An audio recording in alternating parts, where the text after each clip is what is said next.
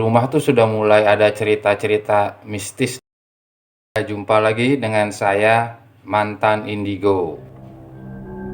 Sekarang saya akan bercerita tentang keanehan-keanehan yang terjadi pada saat di rumah.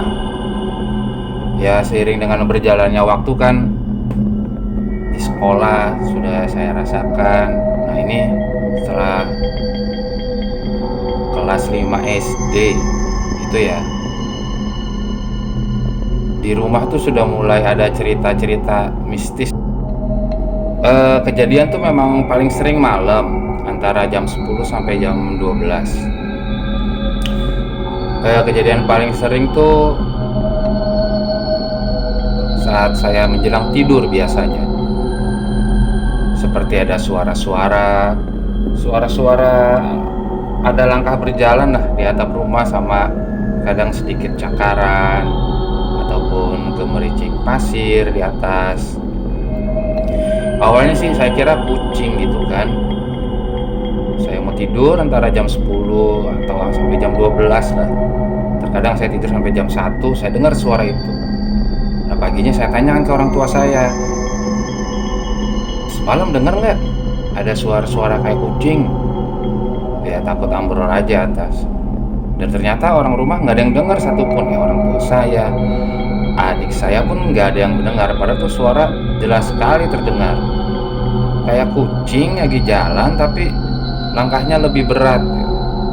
Dan satu lagi lebih lambat. Nggak tiap malam, cuma hitungannya termasuk sering, gitu. Ya namanya anak-anak waktu itu kan jadi kerasa. Ya mulai tuh bulu kuduk. Merinding, ini apa? Suara apa ini? Tiap paginya ditanyakan juga sama orang rumah, nggak ada yang tahu, nggak ada yang dengar. Padahal saya sendiri saat saya masuk kamar itu mendengar orang tua masih ngobrol atau malah nonton TV di depan kamar saya kan. Tapi nggak ada yang dengar gitu tuh, anehnya. Itu kejadian pertama yang hampir tiap hari ya. Dan kejadian yang kedua ini agak lumayan bikin heboh satu rumah. Setelah sering saya bertanya ke orang-orang rumah tuh, kalau pagi ini ada suara apa nih, kayak kucing takut ambrol, tapi ya nggak ada satupun yang dengar. Yang dibilang, kamu lagi ngigo kali, tidur gitu kan. Nah suatu saat nih kami sekeluarga nih jalan-jalan, pergi ke rumah nenek saya lah di daerah Senen situ kan. Karena kemungkinan pulang malam tuh beberapa lampu kita nyalain, terutama lampu yang di luar rumah. Terus rumah juga ibu saya bilang, coba tuh rumah cek pintu belakang udah dikunci belum, lampunya dinyalain biar nggak gelap. Oke tuh, saya udah sigap, lampu saya nyalain, pintu belakangnya pun udah saya kunci rapat. Jalanlah kita berangkat ke nenek. Sore sekitar jam 4 atau jam 5 deh. Itu saya masih ingat.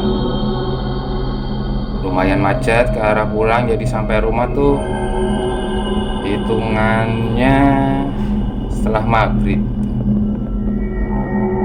Setelah maghrib kita masuk ke halaman rumah. Terus ibu saya mulai buka pintu, kita masuk semua. Nah, biasa kan namanya ibu-ibu itu kan pasti kan ngecek nih mau naruh barang atau sepatu, atau mungkin ada kayak yang dianggap udah nih langsung ganti baju gitu ke belakang. Teriaklah ibu saya di situ, "Ini gimana sih, pintu belakang kok nggak dikunci, lampunya juga nggak dinyalain, kan tadi udah disuruh kayak begitu." Saya kaget dong sebagai orang yang disuruh tadi kan. Ya agak berargumen panjang gitu. "Enggak kok, yakin kok. Memang pintu udah dikunci dan lampu udah dinyalain." Dan herannya saat itu ya pas saya ngeliat, ya memang pintu itu bukan cuman sekedar nggak dikunci, tapi pintunya juga terbuka lebar, selebar-lebarnya pintu. kipas mati. Ya mungkin orang rumah ngerasa itu cuma lalai ya, guenya lalai gitu loh, nggak dengerin gitu kan sama yang tadi disuruh. Tapi gue sendiri merinding di situ. Nggak mungkin, gue juga punya pikiran kan, ini memang udah dikunci, yakin banget 100%. Tapi ya sudahlah, akhirnya nerima aja, namanya si anak-anak gitu kan. Ya udah salah gitu kan. Udah akhirnya lampu dinyalain, kita beres-beres lah istilahnya. Saat itu juga akhirnya karena capek, gue tuh nggak tidur terlalu malam. Bukan inget lah, mungkin biasa tidur itu sekitar jam 12-an, jam 1 malam. Itu palingan jam 10 udah tidur. Nah memang kan setiap kalau tidur tuh gue tuh lampu kamar pasti dimatiin. Itu tetap masih ada perasaan, apaan sih ini pintu kenapa kebuka, padahal kan yakin banget udah ditutup gitu. Udah tutup pintu kamar, lampu kamar dimatiin, sama semua juga orang rumah saat itu mungkin dalam keadaan capek, jadinya kita tidur lebih cepat dari biasanya, sekitar jam 9, jam 10. Udah saya rebahan, lampu kamar dimatiin, pintu ditutup. Nah lagi bolak-balik badan itu, terlihat kok kayak ada bayangan putih di pintu itu real banget. Bayangan putih itu kayak kakek-kakek gitu ya. Dibilang tegas, dia tegas tapi masih berupa bayangan, bukan wujud kayak manusia padat gitu. Jadi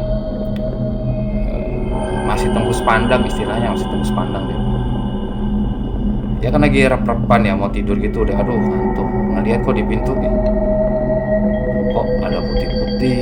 Deg-degan tuh awalnya kan, apalagi ini gitu kan, kemarin udah ngeliat aura, udah nampak, ini kok sekarang lihat kayak beginian lagi. Makin lama itu makin tadinya bayangan tipis jadi lebih tebal bayangannya. Ya wujudnya berbayang tuh kayak kakek-kakek dengan rambut yang panjang, rambutnya panjang putih agak abu-abu mungkin ya, dan juga dengan jenggot yang panjang. Saya sambil ngeri-ngeri sedep juga ngeliat, sambil berdoa dalam hati, astagfirullahaladzim, ya Allah, ini apalagi ini yang gue lihat sekarang. Tapi perasaan di hati tuh teduh saat itu, nggak takut, nggak ada perasaan merinding di sana. Bulu kuduk juga nggak merinding, biasa aja sambil rebahan tuh ngeliat, malah teduh ngeliatnya. Dan semakin gua tegesin ngeliatnya, ya memang masih berbayang tapi semakin tebal. Wajahnya ramah kelihatan, dan terakhir senyumnya kayaknya penuh makna banget. Sampai sekarang gue juga nggak tahu itu senyuman bermakna apa gitu ya, tapi gue ngerasa nyaman gitu dengan kehadirannya si makhluk ini nih. Gue nyaman dan tenang saat itu, saat mau tidur. Suhu kamar juga berubah jadi adem, padahal saat itu tuh kamar gue sendiri nggak ada AC, tapi adem aja kayak pakai AC gitu.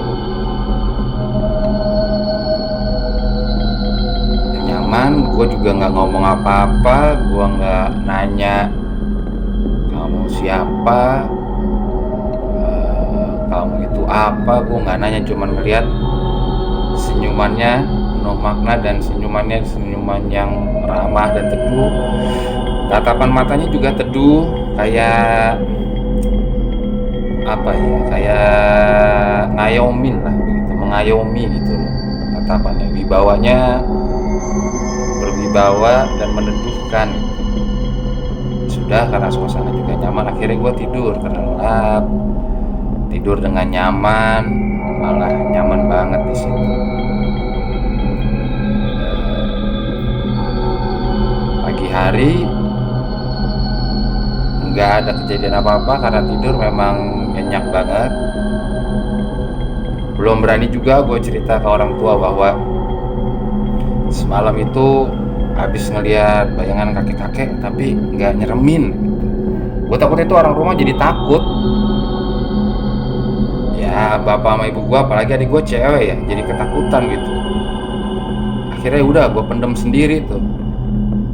Dan memang saat malam itu juga suara-suara yang mengganggu itu jadi nggak ada. Pokoknya teduh banget, malam terasa teduh, hening, dan adem. Beda banget sama malam-malam sebelumnya saat bayangan itu nggak ada. Dan untuk cerita selanjutnya, kenapa bayangan itu ada dan efeknya ke diri gua dan apa aja yang akan terjadi setelahnya, ikuti terus petualangan gue mantan indigo selanjutnya.